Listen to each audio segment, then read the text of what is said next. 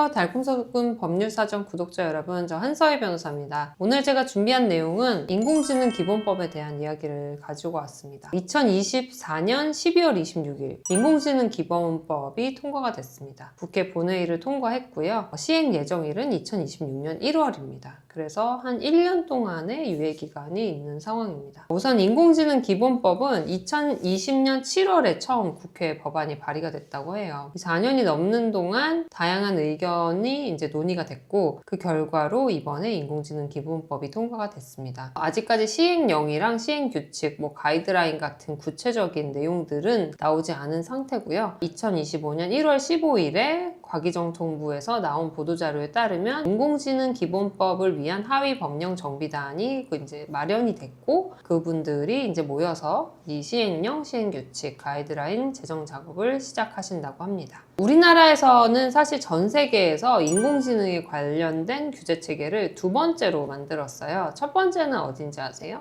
항상 규제와 관련된 법을 먼저 만드는 나라가 사실 미국이 아닙니다. 미국은 보통 산업이 되게 많이 발전하잖아요. 미국은 산업이 굉장히 많이 발달하는 나라예요. 그 산업이 막 발전할 때 규제 법안을 쉽게 만들지 않는 경향이 있어요. 그래서 보통은 이제 뭐가 나왔을 때 법부터 만들자 이런 나라는 대부분이 EU입니다. 그래서 이제 우리가 잘 알고 있는 개인정보와 관련된 총체적인 법률 체계인 그 GDPR이죠.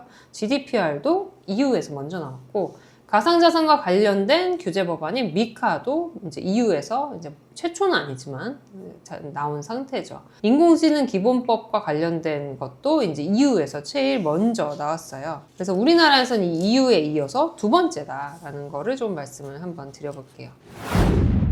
EU는 AI 액트라고 하는데요. 여기서는 이제 기술의 안전성과 신뢰성을 강조하고 이제 잠재적 위험을 관리하겠다라는 걸 이제 목적으로 두고 있습니다. 그래서 위험 관리가 목적이기 때문에 굉장히 규제적인 측면이 강해요. 우선은 네 가지로 이 위험을 분류를 합니다. 금지된 AI 시스템, 인간의 권리와 안전을 심각하게 침해할 가능성이 있는 AI 기술 같은 경우는 금지해야 하는 AI 시스템이고요. 두 번째는 고위험 AI 시스템이 있습니다. 이것은 생명과 안전, 권리에 중대한 영향을 미칠 가능성이 있는 AI 시스템을 의미를 하고요. 예를 들자면 의료나 교육, 교통, 법 집행 이런 것들이 있겠죠. 이런데 AI가 쓰이면 이거는 고위험이다. 이 고위험 AI 같은 경우는 데이터 관리나 이에 대한 품질 보장, 그리고 투명성, 그리고 설명 가능성, 위험 평가 및 완화 계획, 그리고 인증, 그 규제 기관에 대한 감시, 이렇게 네 가지를 주로 준수 사항으로 만들고 있습니다. 제한적 위험을 갖고 있는 AI는 이제 세 번째 카테고리인데요. 이것은 잠재적인 위험은 있지만 투명성 요구 사항을 가지고 이제 관리가 가능한 그런 형태의 AI라고 합니다. 그래서 챗봇이라든지 AI 기반으로 한 커스터머 서비스, CS 관리 시스템 같은 것들 경우에는 이제 제한적인 위험을 갖고 있는 AI다라고 이제 분류를 하고 있고요.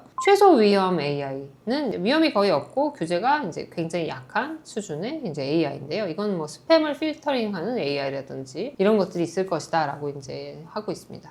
이렇게 해서 네 가지로 이제 분류를 했는데, 우리나라는 이렇게까지 제한적으로 하고 있지도 않고 금지하는 경우도 이제 명시하고 있지는 않습니다. EU 같은 경우도 투명성과 설명 가능성이라는 것을 중시하고 있는데요. 이제 사용자한테 이제 AI를 쓰고 있다, 우리는 AI 서비스를 제공하는 거다, 사용자에 대한 고지 의무가 있고, 투명성이라고 해서 이거는 이제 AI 가지고 만들었다라는 걸 표시해야 되는, 예를 들면 영상이나 음악 같은 거, 음원 같은 걸 우리가 AI로도 생성할 수가 있잖아요. 너가 지금 보고 듣는 이것은 AI가 만들었다라는 걸 표시해야 된다는 이런 투명성 원칙 같은 것도 이제 규제가 들어와 있습니다. 그래서 굉장히 강력한 포괄적인 규제를 지금 AI에 대해서 만들었고요. 그럼 미국은 어떻냐? 미국은 전체적인 규제 체계가 아직 없습니다. 그래서 이제 미국의 이제 NIST라고 하는 정책 연구소 같은 데가 있어요. 거기서 이제 AI 프레임워크를 발표를 하긴 했지만, 이거는 이제 AI와 관련돼서는 요런 것들이 중요하다, 내지는 준수해야 된다라는 이제 어떤 기본 틀을 제시를 하지만, 이건 아무런 법적 강제력이 없어요. 그래서 실제 미국에서 이제 만들어지는 AI 같은 경우는 그런 규제를 강력하게 받고 있지 않습니다.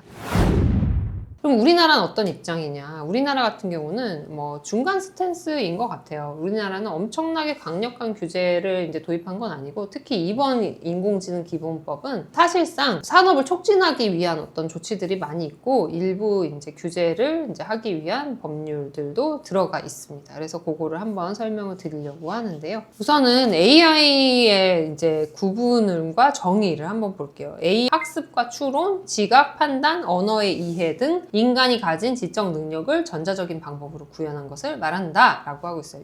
그럼 여기서 이제 이 법에서는 인공지능 시스템이라는 용어가 자주 등장을 하는데요. 이것은 이제 뭐 어떤 자율성이나 적응성을 가지고 주어진 목표를 위해서 실제와 가상 환경에 영향을 미치는 예측, 추천, 결정 등의 결과물을 추론하는 인공지능 기반 시스템을 말한다 라고 하고 있어요. 그러니까 인공지능 시스템은 기본적으로 추론 능력을 베이스로 하고 있어야 돼요. 그래서 우리가 뭐 그냥 뭐 여러 가지 전자기기를 쓰지만 그 전자기기들이 추론하는 능력을 갖고 있는 건 아니잖아요. 결과물을 도출하는 이런 능력을 갖고 있는 건 아니기 때문에 그런 게 기반이 된 게 인공지능 시스템이다. 근데 뭐 사실은 우리가 쓰는 컴퓨터도 사실 추론 능력을 가지고 있잖아요. 그렇기 때문에 이거 뭐 좀 어렵지 않나? 이제 범위를 정하는 게 약간 이런 생각도 들었어요. 근데 여기서 핵심은 어쨌든 결과물을 추론하는 능력에 있다는 거죠. 근데 이제 뭐 어차피 인공지능 시스템을 쓴다 그래서 다 규제받는 건 아니기 때문에 그거는 이제 그 다음 문제로 넘어가면 되는 거고, 중요한 거는 이제 딱 이제 규제를 받는 명확한 이제 그 인공지능 카테고리인데요.